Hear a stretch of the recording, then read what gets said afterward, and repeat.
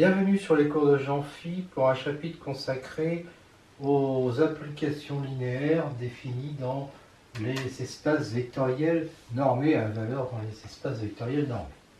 On considère donc deux espaces vectoriels normés, alors le corps c'est R ou C. E1 muni de la norme 1, E2 de la norme 2 et une application linéaire de E1 vers E2. Alors elle est continue, si et seulement, on a toutes ces équivalences, elle est continue si et seulement si U est uniformément continu, si et seulement si U est continu en un point, si et seulement si elle est continue en 0, si et seulement si elle est bornée sur la boule fermée de centre 0 et de rayon 1, si et seulement si elle est bornée sur la sphère de rayon 1, si et seulement s'il existe A positif tel que norme de U de x, norme 2 de x de x, soit inférieure ou égale à A multiplié par norme 1 de U de x, quel que soit x appartenant à A. Alors il y en a qui sont évidents, 2 implique 1, bah oui, si 2 est uniformément continue, elle est continue.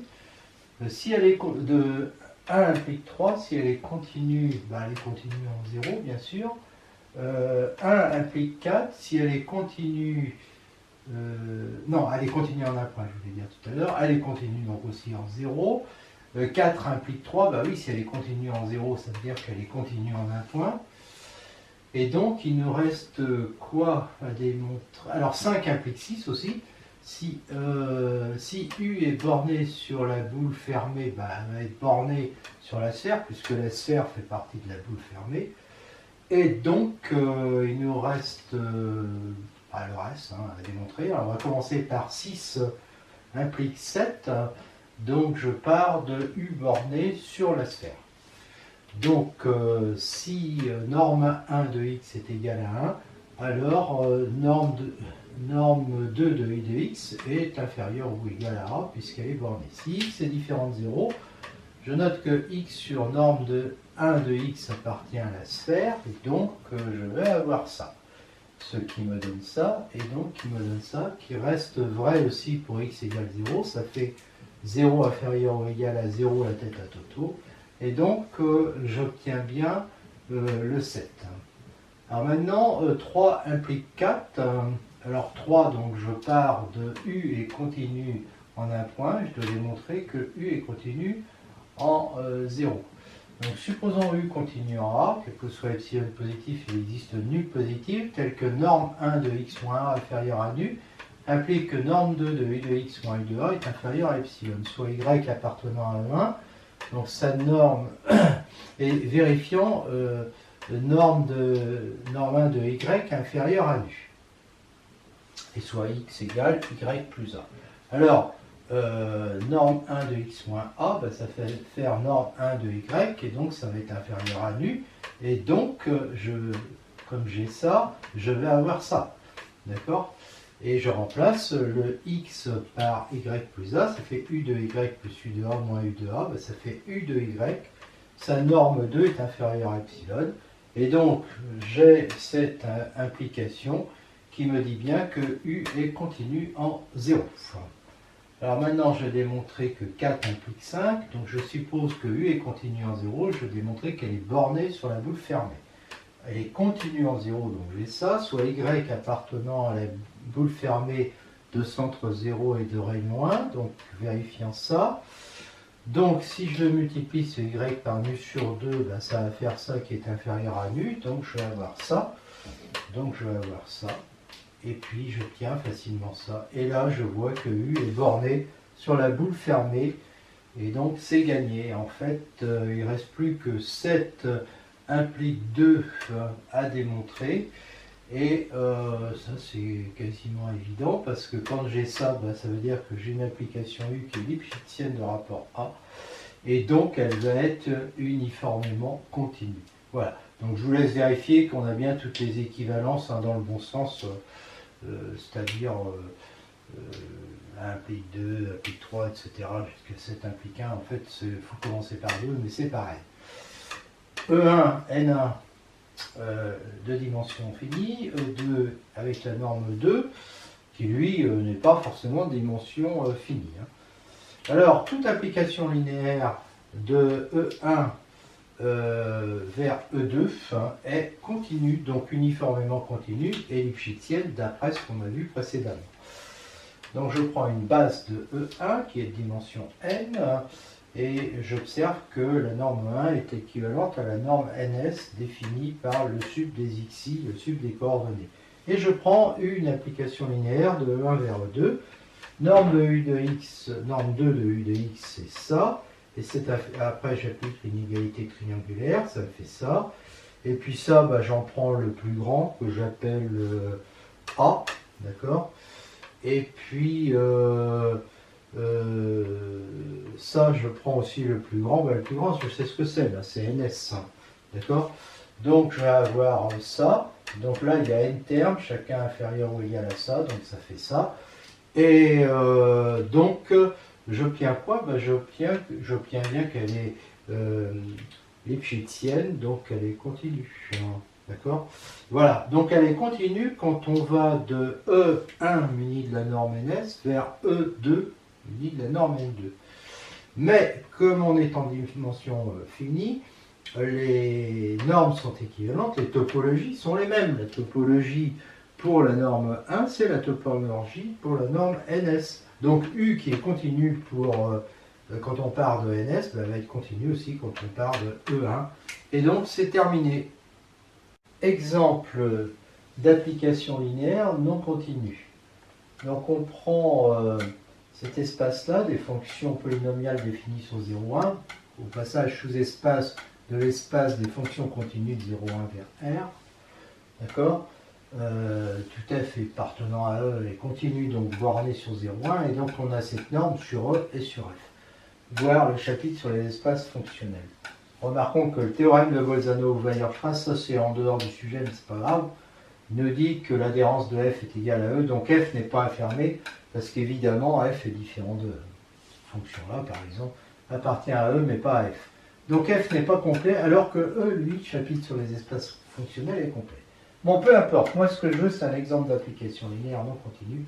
Ben, ça, qui est la fonction polynomiale P associe P de 3, ça veut dire en 3, donc de F vers R est linéaire, mais pas continue. Je pourrais d'ailleurs dire la même chose avec la fonction qui a petit f appartenant à E, associe F de 3, elle est linéaire, mais pas continue, c'est la même démonstration.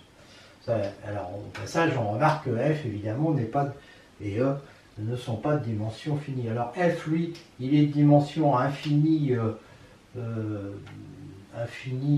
dénombrable, parce que c'est des polynômes. L'autre, lui, c'est carrément infini non dénombrable. Phi de... Alors, comment démontrer qu'elle n'est pas continue? Ben, je prends une suite Pn de fonctions polynomiales, comme ça. La norme de Pn, le sub sur 0,1 de ça, ben, c'est 1. Phi de Pn, la valeur en valeur absolue divisée par n de Pn. Pour Pn, bah, de toute façon, Pn est différent de 0, donc il n'y a pas de problème. C'est 3 puissance n sur 1, parce que les Pn, oui, c'est 3 puissance n. Bah oui, c'est 3 puissance n, puisque phi de Pn est égal à 3 puissance n. D'accord? Donc, j'obtiens que ça tend vers plus l'infini. Donc, c'est pas borné. Donc, on ne peut pas avoir cette relation-là. Et donc, phi n'est pas continu. Un autre contre-exemple, un autre exemple plutôt, un autre exemple, oui. E égale l'espace des fonctions de classe C infinie sur 0 de pi, donc toujours avec la même norme infinie. Phi qui à f associe la dérivée, ben, elle est linéaire puisque la dérivation est linéaire, mais pas continue. En effet, si je prends une suite de fonctions comme ça, eh bien les fn appartiennent à E, n appartenant à m étoile. Et n de fn est égal à 1 sur racine de n. F' de n, c'est cette fonction-là. F', alors oui, parce que le sup, le sinus, à un moment au maximum, il prend comme valeur 1. Enfin, il va de moins 1 à 1, donc on a bien ça. Et puis là, bah, ça va être pareil, parce que quand je dérive, ça fait ça. Et ça, ça va de moins 1 à 1, donc c'est racine de n. Voilà. Et donc, quand je fais n de phi de n sur n de fn, n de phi de fn, pardon, sur n de fn, je vais obtenir racine de n sur 1 sur racine de n, ce qui fait n qui tend vers plus infini. Donc on finit pareil il n'existe, c'est pas borné, donc il n'existe pas de A tel que l'on met ça, quel que soit f appartenant à E, et donc phi n'est pas continu.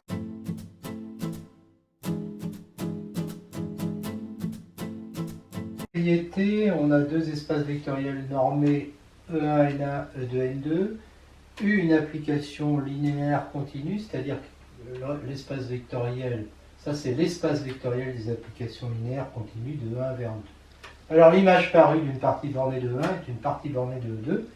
Démonstration, on prend une partie bornée de 1, donc on a une relation comme ça. Comme U est continu, on a une relation comme ça, et comme ça c'est inférieur ou égal à K, on va avoir N2 de U de X inférieur ou égal à lambda K, quel que soit X appartenant à A, donc U de A est borné. Deux espaces vectoriels normés, U une application linéaire, et on suppose qu'elle est surjective. Alors, U est un homéomorphisme si et seulement s'il existe A et B positifs, vérifiant cette relation, quel que soit X appartenant à E, ce qui équivaut à dire qu'il existe A et B positifs, tel que l'on est ça, quel que soit X appartenant à S1, alors la sphère de centre 0 et de rayon 1. Démonstration, 2 implique 3, c'est évident, puisque N1 de X est égal à 1, donc ça fait ça, d'accord. 1 implique 2. Alors là, on suppose donc que U est un homéomorphisme. Donc il est continu, donc on a une relation comme ça. U-1 aussi est continu, donc on a une relation comme ça. Alors maintenant, pour X appartenant à E, on pose Z égale U de X. Donc ici, ça va nous faire N1 de X inférieur ou égal à A N2 U de X. Mais N2 de U de X est inférieur ou égal à B N1 de X. Donc après, on divise par A, et ça fait 1 sur A N1 de X, inférieur ou égal à N2 U de X, inférieur ou égal à B N1 de X. Donc c'est bien une relation du type 2. 2 implique 1. Alors 2 implique 1, on suppose juste ça. Donc on va supposer U de X égale 0. Donc là-dedans, N2 de 0, ça fait 0. Et donc j'obtiens que A N1 de X, qui est positif, parce que A est positif et N1 de X aussi, est inférieur ou égal à 0. Donc il est nul, donc X égale 0. Donc ça veut dire que U est injective, mais comme elle est surjective, elle est donc bijective. Maintenant, j'ai N2 de U de X qui est inférieur ou égal à B N1 de X, quel que soit X appartenant à E1. D'accord? Donc ça veut dire que U est continu. Si je prends Y appartenant à E2 et que je pose X égale U-1 de Y, j'ai A N1 de U-1 de Y qui va être inférieur ou égal à N2 de Y. D'accord? Et donc, ça me fait que N1 de U-1 de Y est inférieur ou égal à 1 sur A, N2 de Y, quel que soit Y appartenant à U2, et ça me dit que U-1 est continu. Donc, j'ai été bijective, U et U-1 sont continus, donc c'est bien un homéomorphisme. Maintenant, je démontre que 3 implique 2, que ça implique ça. Si X est différent de 0, je pose Y égale X sur N1 de X qui appartient à la sphère, et j'applique ça. Donc A inférieur ou égal à N2 de U de Y inférieur ou égal à B, ce qui me fait A inférieur ou égal, alors N2 de U de Y, U de Y c'est U de X sur N1 de X. Et quand je prends N2 de ça va me faire 1 sur N1 parce que ça c'est un réel N2 de X. Donc ça me fait N2 de U de X, pardon. N2 de U de X sur N1 de X inférieur ou égal à B. Je multiplie. Alors ça c'est pour les X différents de 0 et j'obtiens ça. Mais ça reste vrai si X égale 0 puisqu'à ce moment-là, tout vaut 0. Donc j'ai ça en fait quel que soit X appartenant à E1 et donc j'obtiens 2. Ça y est, on a tout démontré.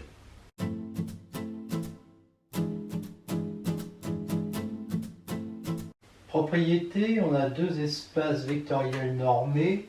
Alors l'application N qui a U appartenant à LC de 1 à E2, c'est-à-dire à une application linéaire continue, fait correspondre ce que j'appelle N de U égale le sup des normes 2 de U de X sur norme 1 de X quand X est différent de 0, est une norme sur cet espace des applications linéaires continues.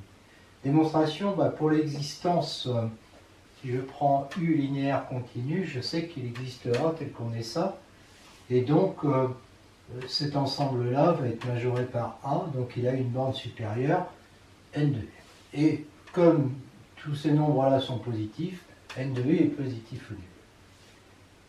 Elle est nulle si le sub donc, est égal à 0. Donc si chacun de ceux-là est égal à 0, autrement dit, ça implique que u de x, norme 2 de u de x soit égal à 0, quel que soit x différent de 0.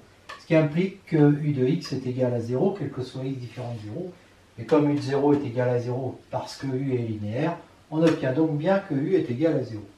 Si lambda appartient à k, qui est R ou C, hein, je rappelle, n de lambda u c'est ça, on peut s'écrire comme ça, là c'est immédiat. Et si u et v sont deux applications linéaires continues, donc on a ça, et on sait que, alors là je développe, ça fait u de x, enfin, ça fait u de x plus v de x, hein, mais norme 2 de u de x plus v de x, évidemment, inégalité triangulaire. Donc après, je vais dire que le sub de ça est inférieur ou égal au sub de ça, plus le sub de ça, enfin en divisant par x.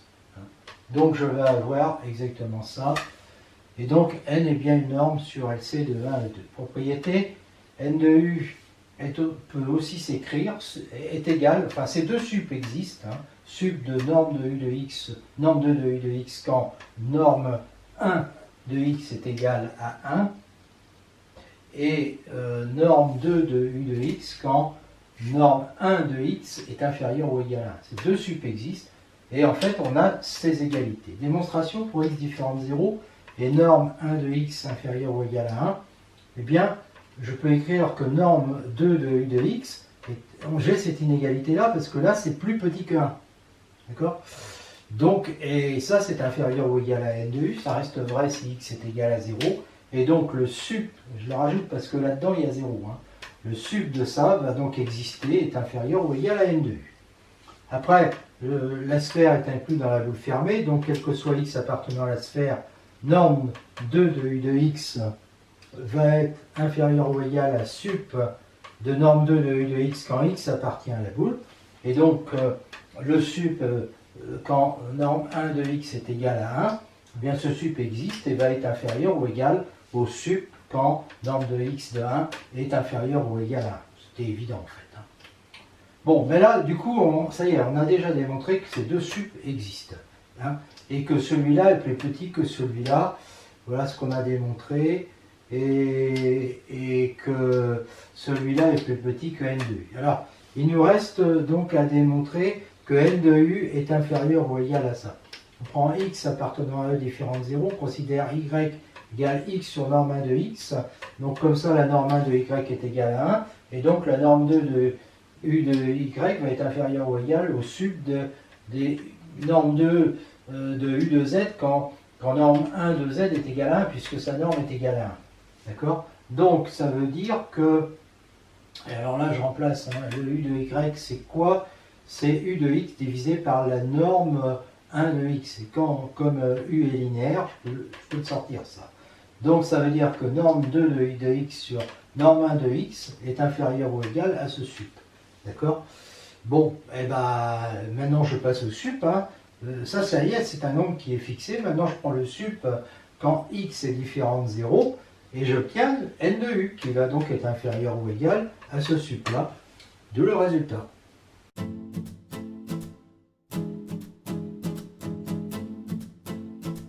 Remarque, n de u dépend des normes définies sur E1 et E2. Avec cette norme n, l'espace LC de E1 et E2 est un espace vectoriel normé, et pour tout x, on a cette inégalité.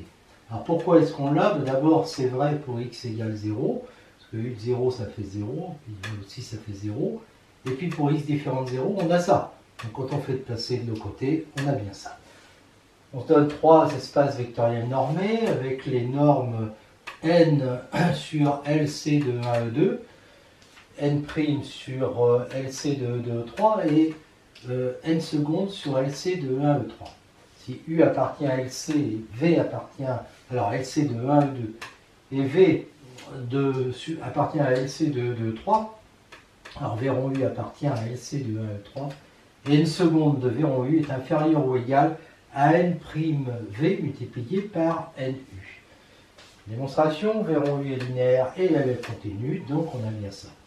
Et puis pour la norme, c'est évident, parce que ça fait ça, donc c'est inférieur ou égal à ça, celui-là est inférieur ou égal à ça, donc on obtient ça si on prend norme de x est égal à 1. Donc pour norme de x est égal à 1, ça, c'est toujours inférieur ou égal à ça, ce qui prouve bien que n secondes de v rond u est inférieur ou égal à n'V multiplié par nu. On se donne un EVN, une norme sur LC de E, espace vectoriel des endomorphismes continus de E, et donc celle-là qu'on note, on note comme on veut, hein. N de U égale sup de norme de U de X quand X est égal à 1, quand norme de X est égal à 1. Et ça, c'est égal, on l'a démontré, à sup de norme de U de X quand norme de X est inférieure ou égal à 1. Et c'est égal à sup de norme de U de X sur norme de X quand X est différent de 1. C'est la norme subordonnée à la norme qu'on a sur E. C'est comme ça qu'on l'appelle, norme subordonnée. Si UV appartient à E et que N appartient à N, on a à la fois ça et ça. La première, c'est évident, ça vient de ce qu'on vient de démontrer. Pour la deuxième, c'est évident aussi, parce que l'identité de X, ça fait X. Donc le sup de ça, c'est pareil que le sup de ça, quand X vaut 1, comme ça fera toujours 1, le sup va être égal à 1. Par récurrence sur N, on obtient l'autre, les vrais pour N égale 0, parce que U puissance 0, c'est l'identité. Donc on vient de démontrer que c'est égal à 1, donc c'est inférieur ou égal à 1. C'est vrai évidemment pour l'ordre 1. Et si on suppose vrai à l'ordre n, on utilise la relation précédente. Et comme on a supposé que n de u à la puissance n est inférieur ou égal à n de u à la puissance n, eh bien on obtient n de u à la puissance n plus 1, qui est inférieur ou égal à n de u à la puissance n plus 1. Et donc, par récurrence, la propriété est démontrée. Rappel, si A appartient à Mn de K, c'est-à-dire c'est une matrice carrée d'ordre n, dans le cas où K est égal à R ou C, alors M égale Ta bar multiplié par A est une matrice hermitienne, c'est-à-dire que Tm bar est égal à M. Donc elle est diagonalisable dans une base orthonormale de K puissance n, et ses valeurs propres sont des nombres réels. Mais, de plus, quand la matrice est de cette forme-là, donc Ta bar multiplié par A, eh bien ses valeurs propres sont positives. En effet, si lambda est une valeur propre et x un vecteur propre associé, on a mx est égal à lambda x, donc je remplace m par Ta bar ax et je dis que c'est égal à lambda x, et je multiplie par Tx bar à gauche et puis à droite. Donc ça me fait ça. Et donc ça, je reconnais la transposée de Ax bar, ça c'est Ax, et puis de l'autre côté, j'ai ça. D'accord? Bon, si je prends x égale, avec ses coordonnées, Tx bar x, ça va me faire somme des xi bar xi, c'est-à-dire somme des modules de xi au carré qui est supérieur ou égal à 0. Bon, si je remplace x par Tax, non, par Ax, pardon, j'ai la même chose. Donc j'ai aussi Tax, j'ai Tax multiplié par Ax aussi qui va être positif. Donc ça c'est positif ou nul, ça c'est positif ou nul. Donc lambda est positif ou nul, voilà.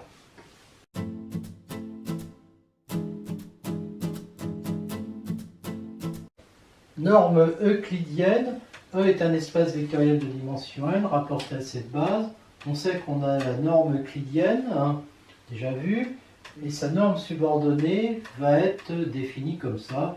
U donne sub des normes de U de x quand norme de x est égale à 1. NE vérifie ça, où A est la matrice de U relativement à B, et ça désigne la plus grande des valeurs propres. Alors, on a vu qu'elles étaient toutes positives, de la matrice hermitienne Tm bar égale M ou M égale Ta bar fois. On vient de démontrer que Ta bar fois A était une matrice hermitienne. Donc, comme c'est une matrice hermitienne, je rappelle que elle a des valeurs propres réelles, d'accord, qu'elle est diagonalisable dans une base orthonormale, et dans le cas de cette matrice Ta bar fois A, on a vu que les valeurs propres étaient positives ou nulles. Démonstration, donc il faut démontrer qu'on a cette égalité. Démonstration, eh bien, dans le cas, on va la faire dans le cas général K égale C. Si K est égal à R, bon, ben, partout où il y a A bar, il suffit de mettre A. Et à ce moment-là, on va avoir Tm est égal à M, c'est-à-dire qu'on aura une matrice qui est symétrique. Bon, ben là aussi, elle est diagonalisable dans une base orthonormale. Et là aussi, comme M est de cette forme-là, bon, ben, les plus grandes, toutes les valeurs propres sont positives, hein, bien sûr. Hein. Bon, bref, hein, on est dans le cas général, on a ça, on la diagonalise dans une base B', j'ai l'endomorphisme de matrice M, donc TA bar fois A. La matrice de G, elle est comme ça, où j'ai dit que toutes les lambdas étaient positives. D est égal à TP bar MP, ça c'est formule de changement de base. P, on sait, est unitaire, puisque c'est diagonalisable dans une base orthonormale, donc vérifie ça. Ça, si K est égal à R, peu importe. On prend un vecteur X, et on va s'intéresser aux normes maintenant. Donc ça, c'est les coordonnées de X dans B', et on a X égale somme des YI FI. Alors on a les formules de changement de base, hein, d'accord, X égale PY, Y égale TP bar fois X, et la norme de X au carré est égale à la somme des XI carré égale TX bar fois X. Et la norme de U de X au carré, c'est T de AX fois, T de AX bar fois X, hein, je remplace X par AX, et donc ça nous fait ça. Et donc ça nous fait ça, c'est-à-dire qu'en fait, ça nous fait exactement ça. Hein, je remplace M, et oui, parce que ça je l'ai écrit quelque part, la formule de changement de base, oui, c'est ici, hein, pour avoir M, je vais la remplacer par TP. Oui, M, ça va être T de Y bar, non, M, ici, ah oui, TP bar fois M fois P, TP bar fois M fois P, je le remplace par D, voilà, c'est ça. Donc ça fait TY bar DY. Donc TY bar fois DY, c'est quoi? Ben, c'est ça. D'accord? Et donc, j'obtiens ça. Et ça peut s'écrire comme ça, et je fais sortir le plus grand. D'accord? Donc, c'est inférieur ou égal à la lambda n, somme des modules de YI au carré, c'est-à-dire lambda n, TY bar Y. Alors, ce TY bar Y, en fait, c'est aussi le TX bar fois X. Hein, ça paraît évident, ça, parce que, en fait, on est avec des normes euclidiennes, quand on change de base orthonormée, ça ne change pas grand-chose, mais je peux le redémontrer. Hein. C'est-à-dire que j'utilise encore les formules de changement de base, celle-là, d'accord?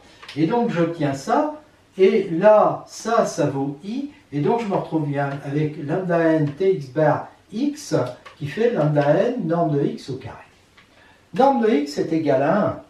Donc, norme de U de X va être inférieure, je prends la racine, ça c'est inférieur ou égal à 1, je prends la racine carrée, et donc j'obtiens racine de lambda n, parce que lambda n, il est positif, il ne faut pas l'oublier. Hein. Donc, n de U va être inférieur ou égal à racine de lambda n. Si x est égal à fn, je vais avoir U de fn au carré, enfin norme de U de fn au carré, j'applique encore cette formule-là, ça fait tfn bar m fois fn, mais m fois fn, c'est lambda n fn puisque c'est un vecteur propre. Donc ça fait lambda n tfn bar multiplié par fn, c'est-à-dire la norme de fn au carré. D'accord? Donc ça fait 1 parce que la norme de fn c'est 1 parce que la base est orthonormale. D'accord? Donc j'obtiens que norme de u de fn est égale à racine de lambda n avec norme de fn qui est égale à 1. Donc la norme de u va être supérieure ou égale à racine de lambda n. Mais comme elle est inférieure ou égale, elle va donc être égale. Et donc, ça y est, c'est racine carrée de ce truc-là, c'est-à-dire la plus grande des valeurs propres de l'endomorphisme P A bar fois A, d'où le résultat. Remarque sur Mn de K égale R ou C, en considérant E égale K puissance n rapporté à sa base canonique, on a la norme n' qui a la matrice A, ceci la norme n de FA, d'accord, où FA appartient à L de E. Voilà. Alors là c'est N. Et donc on a cette norme là, bon, et avec FA, donc, qui est l'endomorphisme de matrice A dans B. D'accord? Alors on a ça, c'est évident, et puis on a l'homomorphisme tout aussi évident, qui a la matrice A associe l'homéomorphisme associe l'application de matrice A relativement à la base B, et cette fois-ci dans l'espace ENE. D'accord? E, c'est KN. Bon, bah ça c'est un homéomorphisme évident, c'est un exercice évident, hein, facile. On note, bon, cet homéomorphisme fait qu'au lieu de dire N', on va dire NE. C'est-à-dire on confond la norme de l'endomorphisme avec la norme de sa matrice. Voilà. Et alors, NE de la matrice va être, qui est égale à sup des normes de U de X quand norme de X est égale à 1, ben là ça va être sup des AXE quand XE est égal à 1. D'accord? Et donc c'est NE de FA, hein, FA c'est l'endomorphisme associé à A, et donc c'est égal à ça, d'après ce que j'ai démontré.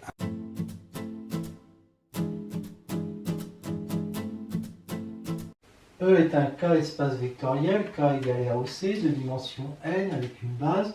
On sait qu'on a les normes équivalentes sur E définies par, alors donc c'est classique, hein, on les a déjà étudiées, et leurs normes subordonnées, voilà, c'est classique aussi, ça va être ça.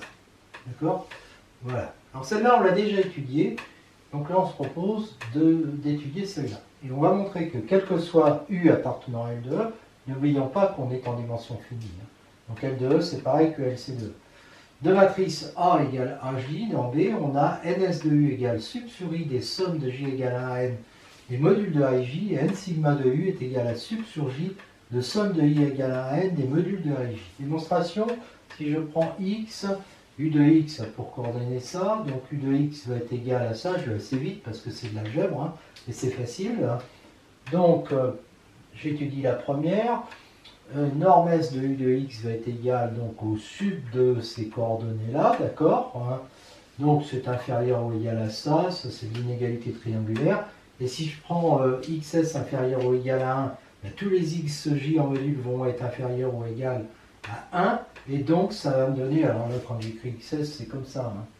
Pardon, hein, c'est comme ça, hop, ça me donne que tout cela ils sont plus petits que 1, et donc norme S de Ux est inférieure ou égale à sup sur I des modules de A et J. Je l'appelle A ce truc-là, et c'est atteint en I0 puisqu'il y a un nombre fini de I, et donc ça vaut ça. Donc norme S de X, pour norme S de X inférieure ou égale à 1, j'ai donc ça, et donc je peux en déduire que NS de U est inférieur ou égal à A. Pour tout J, je pose YJ égale ça si A, I0J est différent de 0, 0 sinon.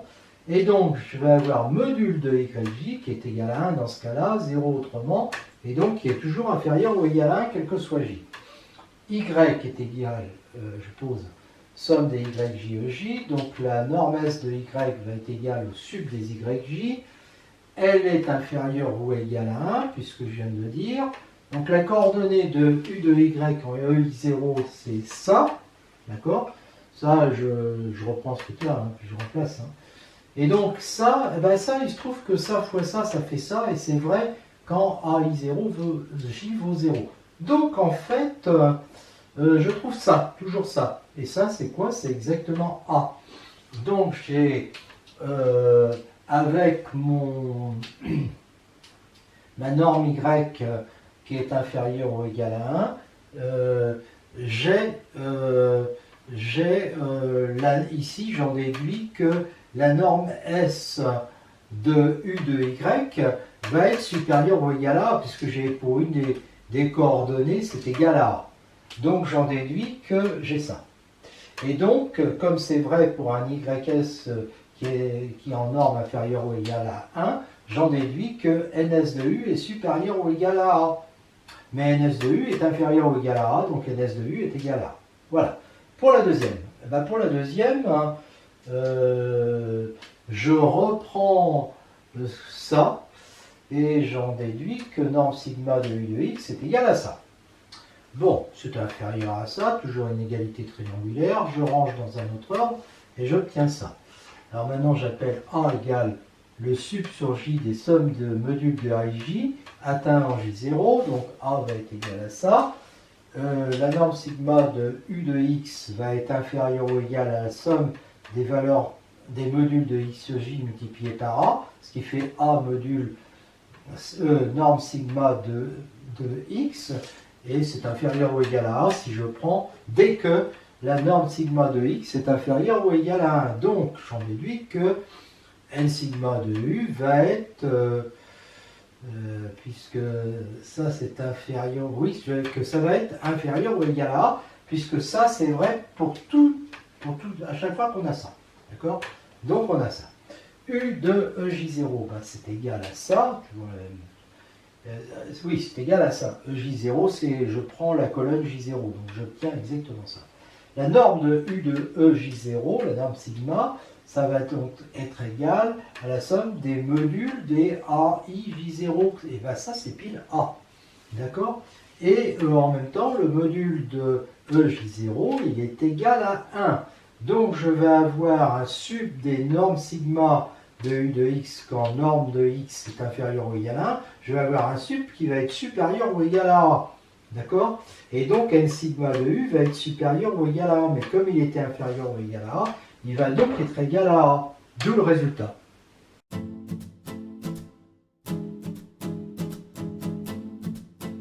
Exemple de calcul de normes.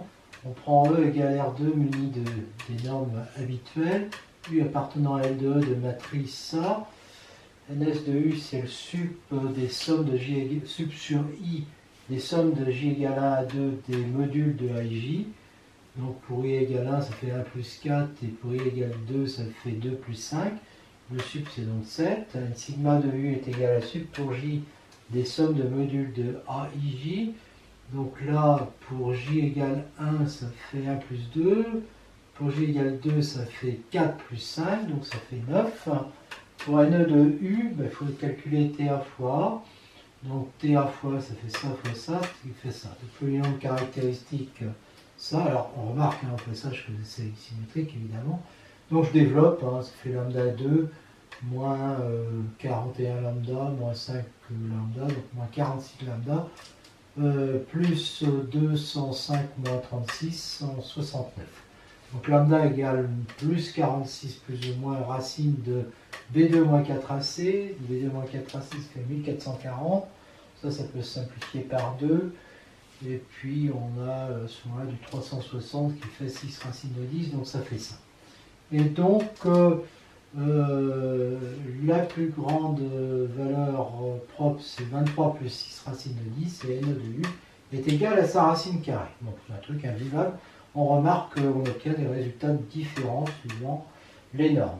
Les normes subordonnées vérifient sur LC de E, N de V rond U est inférieur ou égal à N de V fois N de U. Cette relation permet de prouver qu'il existe des normes non subventionnées, parce qu'il y a des normes qui ne vérifient pas ça. Soit E, un espace vectoriel de dimension n avec une base, U appartenant à L de E de matrice A, égale à IJ, eh bien, on va prendre un U égale sup de tous les AIJ. C'est une norme sur L de E, en effet, facile à N de U est supérieure ou égale à 0. Elle est égale à 0 si et seulement si tous les AIJ sont nuls, c'est-à-dire équivaut à dire que U égale 0. Et si lambda appartient à K REC, eh bien lambda U a pour matrice lambda AIJ, et donc N de lambda U est égal à sup des modules de lambda AIJ, enfin en l'occurrence c'est valeur absolue là, parce que on n'a pas dit au départ, ça n'a pas d'importance. Et donc ça nous fait module de lambda multiplié par n de u, et donc ça c'est bon. Et puis enfin, si V a pour matrice BIJ, la matrice de U plus V c'est A plus B, c'est-à-dire la matrice des AIJ plus BIJ. N de U plus V c'est le sub des modules de AIJ plus BIJ, qui est inférieur ou égal à sub des modules de AIJ plus BIJ, et donc à sub des AIJ plus sub des BIJ, et donc N qui lui est égal à N de U plus N de V. Donc N est une norme sur L2E, parce que ça réunit toutes les conditions. Mais pour UV appartenant à L2E, on n'a pas toujours n de U rond V inférieur ou égal à n de U multiplié par n de V. Exemple avec K égale R, n égale 2 et U de matrice A égale ça. D'accord? V de matrice égale ça. Alors, n de f, le plus grand de tous les coefficients, c'est 1, là aussi. Donc, n de f égale, je ne sais pas pourquoi j'ai mis n de f d'ailleurs, hein, c'est n de u, voilà, est égal à n de v. Mais u rond v, alors u rond v, il faut calculer a fois b, sa matrice c'est ça. Et à ce moment-là, on voit que n de u rond v, c'est 2 le plus grand. Donc n de u rond v est égal à 2, il est strictement supérieur à n de u multiplié par n de v qui lui fait 1. Donc on en déduit que n n'est pas une norme subordonnée.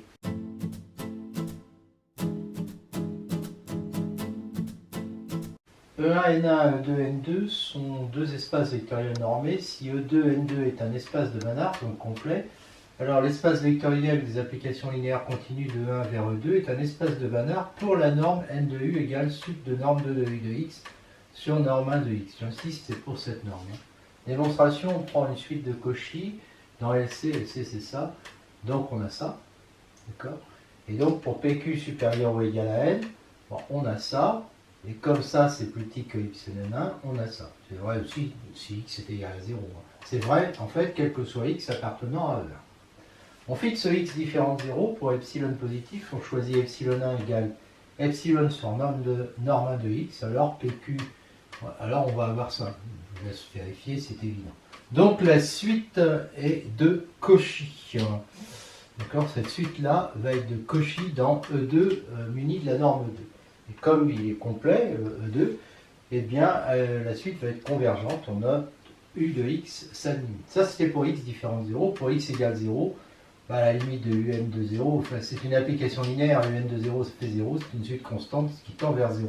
Donc on pose U de 0 égale 0. Montrons que U est linéaire, bon, bah, c'est classique, on prend xy, on s'intéresse à U de x plus y qui est égal à ça. D'accord? Et puis là on est dans E2, hein. Et on applique la linéarité de U, oui, on dit de UN plutôt.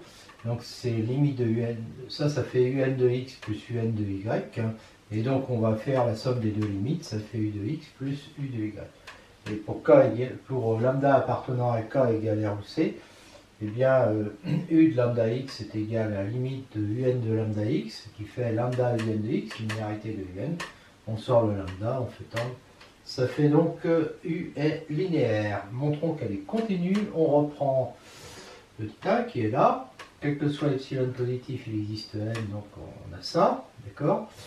Donc ça c'est epsilon fois norme 1 de x, hein, quel que soit x appartenant à E1. D'accord? Et ensuite on va utiliser le fait que la norme 2 est continue et on va faire donc on fixe Q et on fait tendre P vers plus infini. Donc UP de x va tendre vers U de x et comme la norme 2 est continue, on obtient ça. D'accord? Donc il existe un tel que ça c'est inférieur ou égal à epsilon norme x de 1.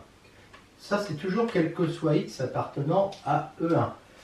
Maintenant, j'observe que norme 2 de x est une inégalité triangulaire.